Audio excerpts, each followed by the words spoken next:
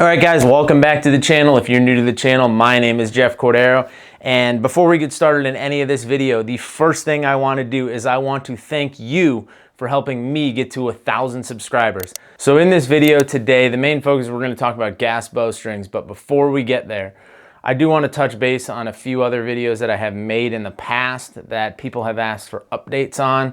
The first one is the Ultra View, the Hinge 2. I made this video, I'll link it up here above, and it was honestly my initial first impressions of this release. I had only had it for not long at all. I think I did the unboxing on the video. I shot it for a little bit, and I had the original Hinge, so I kind of had a good feeling of what this one was going to do, and the features that they added into it were awesome. They made it a little wider.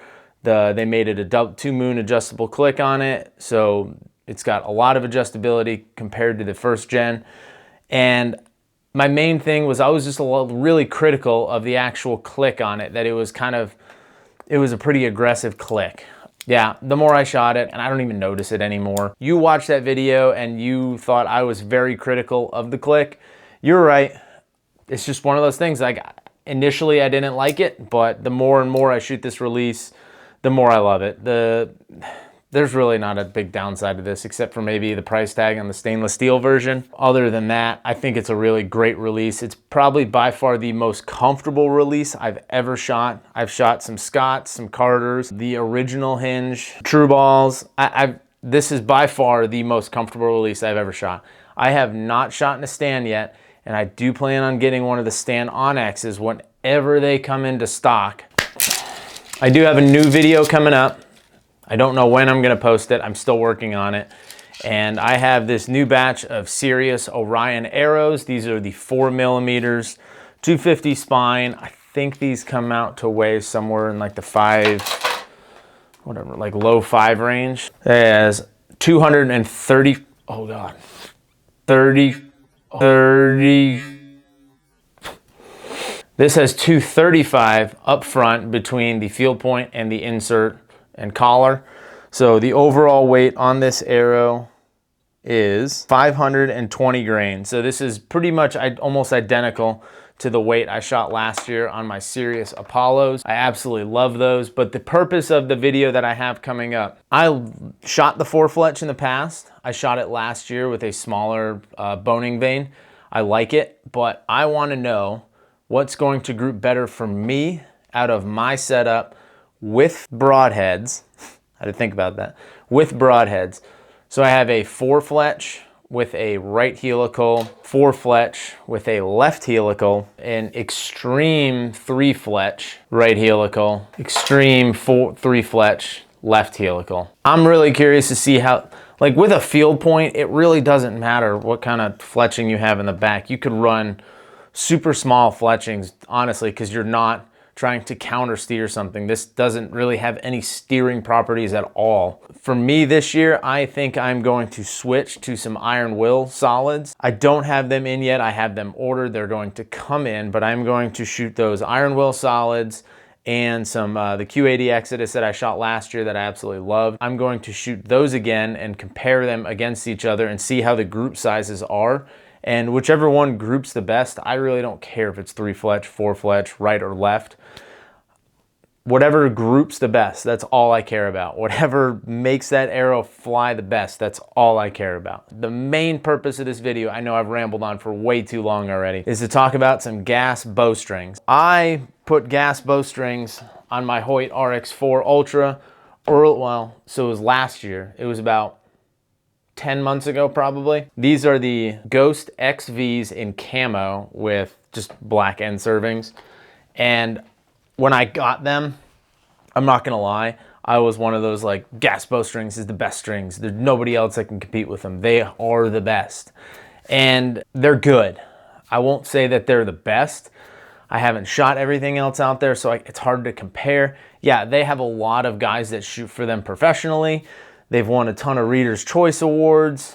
I just got to tell you how like my experience with gas bowstrings were. I got them right out of the package. Everyone goes, oh, right out, you just slap them on, everything's in spec. That wasn't the case. I was out of spec. I had to twist my cables a little bit, twist my mainstring a little bit, and kind of find it where everything came back into spec. So I was probably a 1/4 inch off in spec when I put everything in, and it took a lot more twisting than I was really comfortable doing with a new set of strings that are supposed to be the same size. Once I got the bow into spec and shot them, I did not have any peep twist.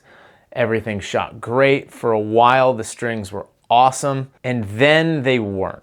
I shoot a lot, but I also do a really good job on maintaining and taking care of my strings. The cables were great. It's like the cables came from one batch and then my main string came from another batch. This was my original main string that came off the bow. And the big problem that I had was I started to get a lot of serving separation around the cams.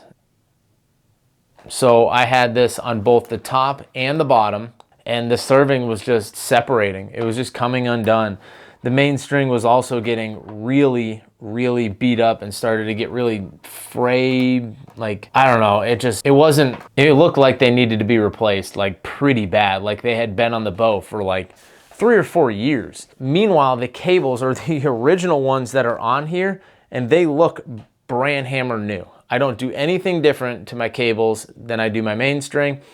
These look awesome. I have absolutely no serving issues on any of them, no string issues, and I had, like, there was no problem. But this main string that I got was just started to come undone on me. And I was not real happy about it because, I mean, I spent, what is a set of Ghost XV strings, like 150 bucks, $165. They're not cheap, or just as expensive for the top end line as in any string manufacturer. And I got about 7 months of shooting out of them, and the serving started to come apart. I contacted Gas. For as much as I wasn't happy with what happened to my strings, their customer service was awesome. I got a hold of them. I said, hey, I have some serving coming undone. We have a 1-year warranty, send us some pictures. I emailed them some pictures, a few correspondence back and forth, and I had a new main string out to my house, I think within 2 weeks. I'm not saying I would never buy Gas bowstrings again, but I don't know if I'm going to for my next set of strings. I've had some really good success with other companies. I might lean back that way. Gas bowstrings for these Ghost strings that everyone says is like the best string out there, they're good.